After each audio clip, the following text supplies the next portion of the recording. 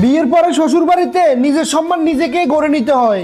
একটি বাড়িতে বউয়ের অসম্মান তখনই হয় যখন তার এত সাতকে এত সাতকে